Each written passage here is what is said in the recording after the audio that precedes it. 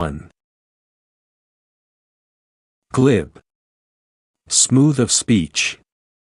The charlatan was able to wheedle money out of the naive audience, with a glib talk on the medicine that would expunge pain.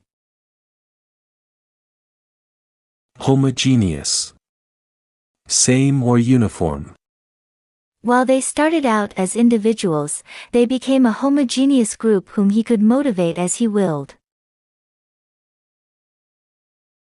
Malleable. Capable of being shaped or formed. He ingratiated himself into their confidence, and the malleable crowd was shaped into a subjugated mass. Legerdemain. Sleight of hand, deceptive adroitness. They were engrossed as an ill man was cured before their eyes. Some of the more urbane said it was legerdemain. Trend. General direction. They could not follow the trend of his ideas, but his verbal dexterity galvanized the gullible listeners. By hook or by crook. Any way at all, at any cost.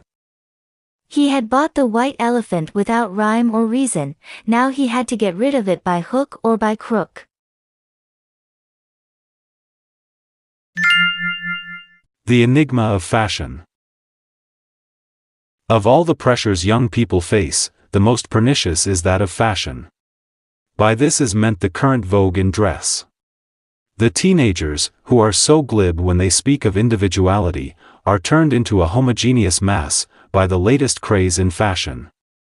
How can youngsters who vehemently resist advice from the older generation become so malleable in the hands of those who make fashion? Perhaps the sudden shifts in fashion occur fortuitously. Or is there some group who, through legerdemain, switches styles and customs on us right before our eyes? Today's teenagers seem to be quite gullible when it comes to embracing the latest trend in fashions. But then, they have their elders as sage examples to follow. Week 38, Day 2. Stagnant. Motionless, dull, inactive. The iconoclast has the propensity for reproaching those who feel complacent with leading a stagnant existence. Fatal. Deadly, disastrous. To the consternation of the distraught parents, they learned their son was accused of using the lethal weapon on that fatal occasion. Passé. Outmoded, old-fashioned. We wish for halcyon days when the warlike solutions will have become passé. Procrastinate. Delay, put off. We all tend to procrastinate when faced with an unsavory task. Facet. One side or view of person or situation. Edna recalled with nostalgia many facets of her school days. To get up on the wrong side of the bed. To be in a bad mood. When his mother raised Cain about his slovenly room, he accused her of getting up on the wrong side of the bed.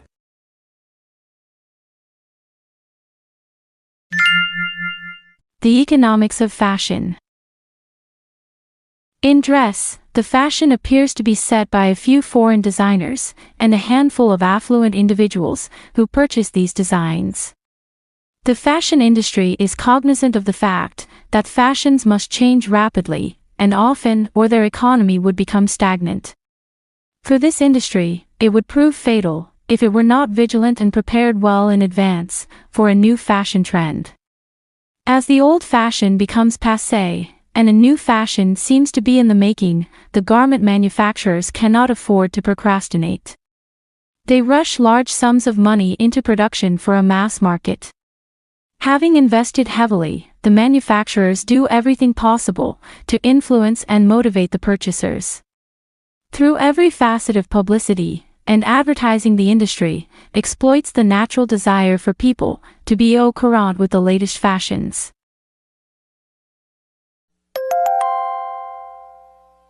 Week 38, Day 3. Foist. Pass off slyly, pass as genuine.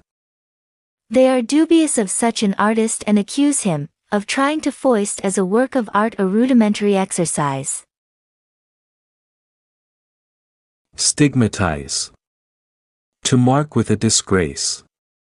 It was an asinine thing to do, to stigmatize his opponent as a bigot, and thus exacerbate an already bitter campaign. Capitulate. Surrender, make terms. Despite tenacious resistance, they were ousted from the strongpoint, and had to capitulate to the enemy. Audacity. Boldness, daring. It is common to hear people disparage those who paint in the modern genre.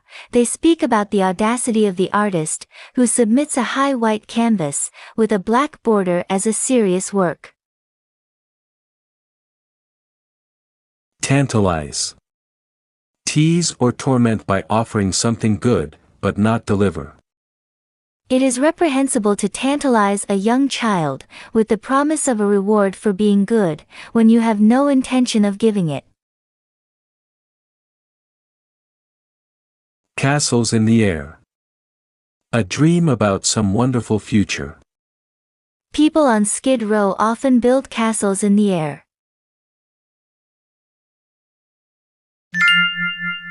What next? Once the fashion industry has been able to foist a new style on the teenager, the older generation tends to stigmatize it as some form of rebellion. What is often ignored is that the young consumers capitulate to what is originated by someone outside of their group. The feelings of individuality and audacity that the teenager gets from a new style of dress result from the propensity of their elders to disparage them. The actual situation is that the clothing fashions soon become accepted by all. There is nothing upsetting or revolutionary about them. While people are becoming complacent about the new, the clothing industry is busy planning how to tantalize the teenager with next year's fashion. This arbitrary decision is guaranteed to foment consternation among adults once again in the following year.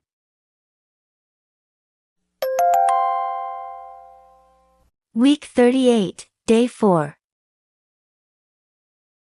Retort. To answer, reply. He refused to retort to the rash question about his propensity for imbibing. Reticent. Silent or reserved. Most politicians are reticent when asked to divulge their ambitions. Tacit. Understood, implied, not stated. His egregious behavior brought a tacit reproach to his mother's eyes. Chicanery. Trickery, underhandedness. The reporter divulged the blatant chicanery involved in the awarding of the contract. Docile. Easy to manage. Even the most docile person may become fractious when he gets only a pittance for his hard labor. To maintain the status quo. To keep things as they are. You hit the nail on the head when you said, we ought to maintain the status quo, and not change horses in midstream.